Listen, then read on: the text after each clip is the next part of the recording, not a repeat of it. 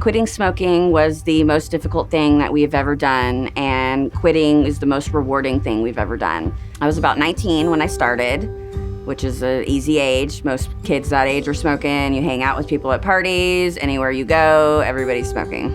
If I wanted to go on a vacation, we made pit stops for cigarette breaks. If we wanted to go do something as a family, even going to a movie, you felt that incredible itch during the movie that you wanted to pause the big screen and go outside for a cigarette. It has complete control over you because it is an addictive substance. You don't know how to live without it. And it makes you feel like you'll never be able to quit because you've tried so many times and you're just never successful. I had heard it on the radio, commercials for the Oklahoma Tobacco Helpline, but it was actually my boss who was the one who urged me to get the free products. That was the first step.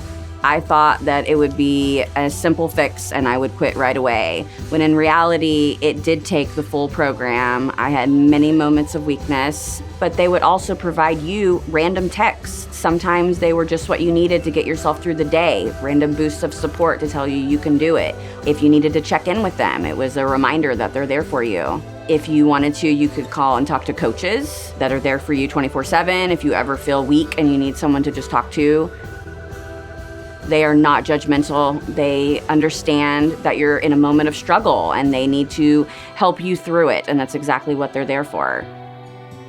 If I had a close friend or family member that was thinking about quitting, I would absolutely recommend the Oklahoma Tobacco Helpline. It's free and it's available 24/7. If you want to quit, there is help.